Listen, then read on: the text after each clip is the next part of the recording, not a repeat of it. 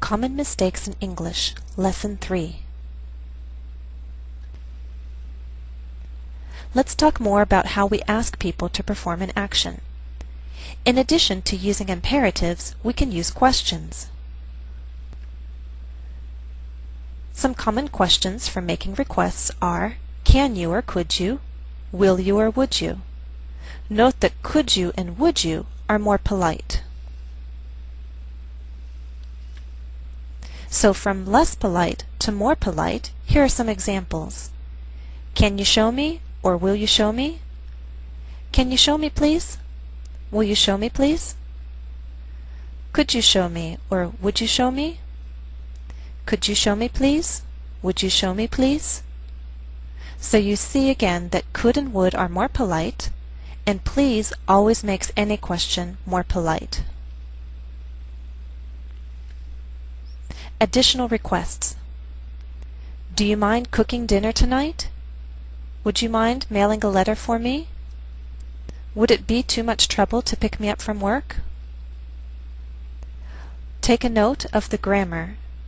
Do you mind, would you mind, takes a verb in the ing.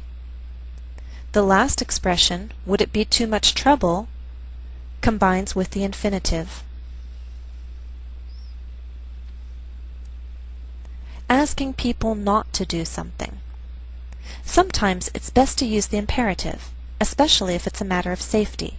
This is called a warning. You are telling someone not to do something dangerous. For example, slow down, don't fall. But in other situations, it's more appropriate to ask a person not to do something. For example, would you please stop doing that? When you ask someone not to do something, you can imply your wishes instead of stating them directly. This is considered more tactful. Tactful means you're behaving in a way that doesn't upset others. So here are some examples of implied requests not to do something. I really wish you would stop calling me little girl. In other words, you're saying, don't call me little girl. I wish you wouldn't be so negative. In other words, don't be so negative. It might help if you did a little more around the house. In other words, I want you to help more around the house. You know, it wouldn't hurt to call more often. In other words, I want you to call more often.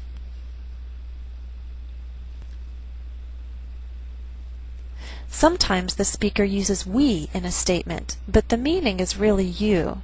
This is done to make a request less like a command and more like a suggestion or reminder. For example, a parent might say, let's not call each other names. Let's stop and try another exercise. Comprehension check 2. Read each statement and identify the situation. Sometimes more than one answer is possible. Example: please get back to work. Don't waste your time or mine. What's the situation? A. An employee speaking to a boss. B. A boss speaking to an employee. Or C. One employee speaking to another. Answer: B.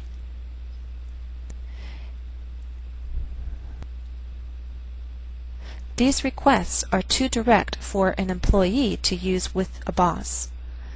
And for one employee to use these requests with another is unnatural. One employee with another would more likely use suggestions, such as, let's get back to work. Number 1. I wish you'd stop doing that. What's the situation? A. A police officer speaking to a dangerous driver. B. A student speaking to a teacher who often forgets the student's name. C. A person speaking to a friend who often criticizes himself. Answer: C. A police officer speaking to a driver would not use an implied request. They would need to speak more directly and use a warning. Stop driving dangerously. stop doing that. And in the case of the student, it would be best not even to make a request, but to simply give a reminder. The student can simply tell the teacher what his name is. Number 2. Let's wash our hands. We wash our hands before eating. What's the situation? A parent speaking to a child. B, a doctor speaking to a patient. C, a hostess speaking to a dinner guest. Answer A. A doctor would not speak this way to a patient. Doctors give directions, instructions, and warnings. A hostess would also not speak in this manner. A hostess would most likely make an offer such as, "Would you care to wash up before dinner?"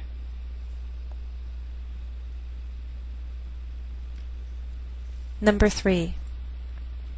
Would it be too much trouble to move the bed near the window?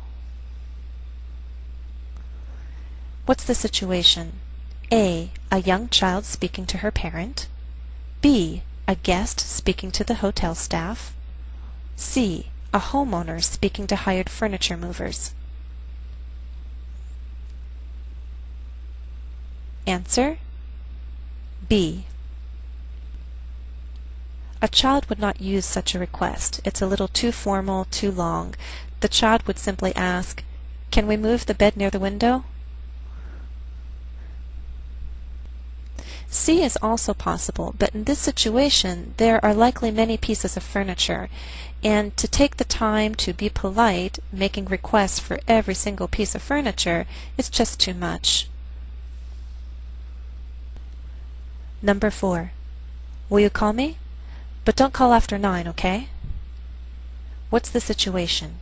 A girlfriend speaking to her boyfriend. B, a job seeker speaking to a job interviewer. C, a patient speaking to a receptionist at the doctor's office. Answer A. A job seeker needs to remain formal and polite. The job seeker could ask, "Might I expect your call? May I expect your call? Will you be calling me?" The job seeker should also not be too demanding, so it would be best to say something such as, "Please call me at your convenience." A patient should also be polite when speaking to a receptionist. The patient could ask, "Will you please return my call?" To state a specific time, the patient could say, "Please call me any time before 9 o'clock." That's the end of part 2. Be sure to check out part 3.